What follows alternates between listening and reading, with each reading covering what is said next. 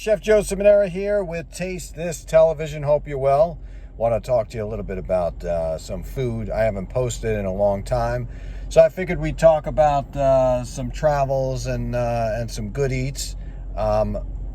Incidentally, I just went to an incredible Ichiran Dachi place for ramen noodles in New York City. I did a review on this place.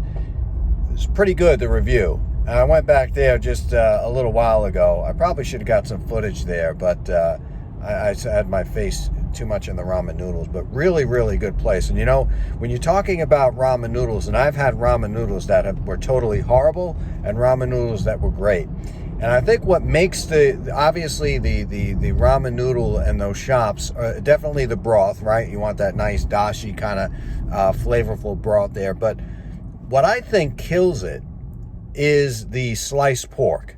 So either you have a sliced pork mess that's dry as hell, tastes like sawdust, I mean it looks like shoe leather, or you know, you got a nice piece of pork that's been marinated correctly, it's got the right amount of fat and doesn't taste so dried out and dingy. So when it comes to ramen noodles with me, I personally like, and I'd love to hear your comments below, by the way, and let me know what you think of ramen noodles and what the best place is. I mean, obviously, I have the ramen noodles in New York City. You know, I'm always in New York City, but I mean, I travel all over the United States. But Ichiran Noodle Place in the 40s in Midtown, definitely a good spot. There was another spot years ago in Chinatown that closed down.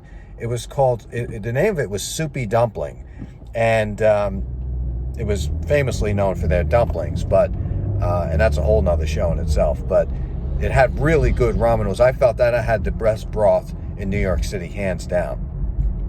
But this place is pretty unique because you go to, like, you have your own booth and you can open the shutters, and next thing you know, you have, you know, 4 people that you're with.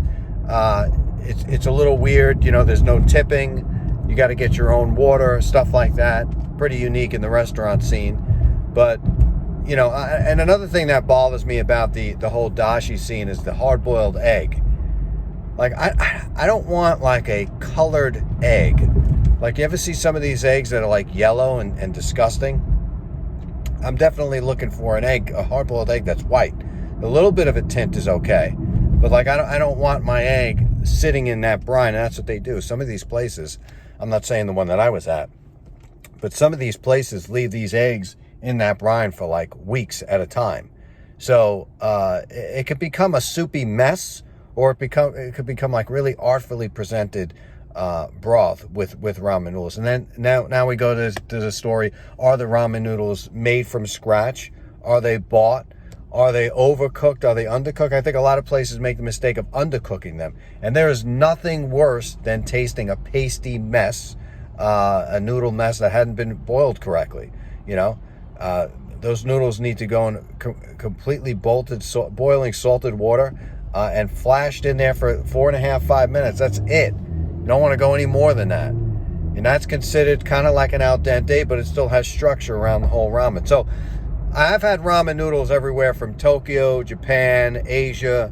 I've had it everywhere, and some places truly do make it from scratch. It is a process to make, I will tell you right now.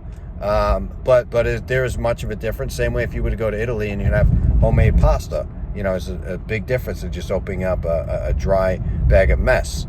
So check out that place, but let me know what because I'm a big fan of ramen noodles. I kind of like I like not only the food, obviously, but the ambiance to me is important. You know, I like something that's a little bit different. In Japan, they had ramen noodles in a vending machine, which was pretty unique, and it was damn good, by the way. And I don't know, I guess they must have filled these things up like daily, because I mean, you could put fresh scallions in there, you know, really add to it. But anyway, hope you're doing well and eating well, and let me know what your favorite ramen noodle place is anywhere in the world. Put it down in the comments. Let's check it out. Maybe we'll do a live show there. Have a great day.